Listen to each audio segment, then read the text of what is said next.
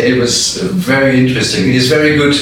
Food is always connected to people, to culture, to heritage, to understand what people live on.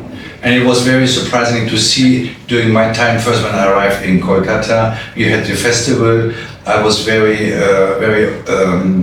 welcomed and being toured around to several stations to see how people actually celebrate and what food is being offered, the culture, the family style. It was very interesting. It is very interesting then to move on to Delhi. You see a different culture, different habits. They have just passed one day holidays. Hyderabad was very interesting. Pune is very interesting as usual.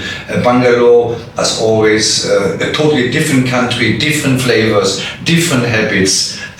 Very, very good to see the entire picture. You can understand what is Indian cuisine, what is people's livelihood. So right in this, I started in Europe back when I was 16 years old with apprenticeship. In Europe we have a 3-year apprenticeship course. Yes. And I finished the apprenticeship, and as a chef we've been told you have to leave the country to see the world and then you can come back.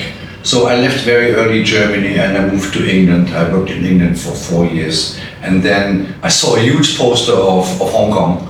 And I thought, wow, that is a city to be very open-minded, very flexible, international. So I packed my bags and I arrived in Hong Kong. It took me almost 3 months to find a job, but it was rewarding.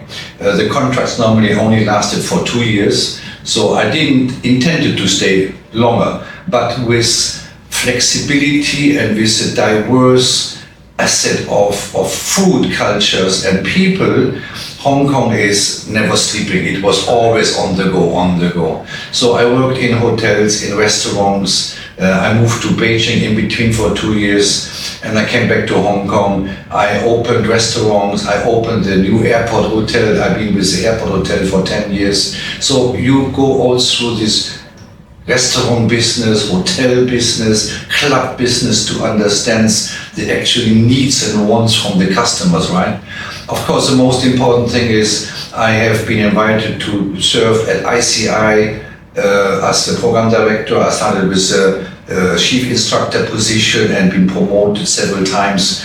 And to understand that to learn, we have a 5-step learning of knowledge, comprehension, analyze, synthesize, and evaluate. So that information of the learning curve is very important for students to get motivated to stay within this industry, and that kept me going for the last 40 years. SCI is a pro-government institution which is led by the education department.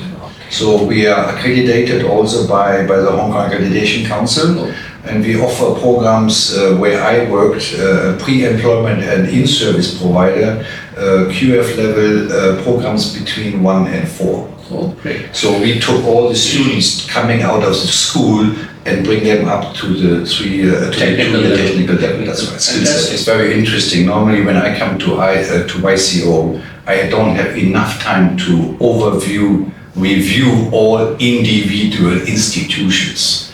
It was very fortunate that I had time each campus for 2 or 3 days to identify and review the learning outcome according to their MILOs, module intended learning outcomes. But I also must say what is very good to see, and I'm very impressed on the attitude of their students, how they take this pressure of the revolving industry, especially after the COVID-19 situation, where the motivation level is swinging around a little bit. So they are really motivated. They are very lucky to have an international attachment program outside India, what we don't have in Hong Kong, in my part of the school. So really, they are motivated to learn. It is important, of course, to keep that motivation level up, and to motivate students to step out and step up, as you have your logo for IIHM,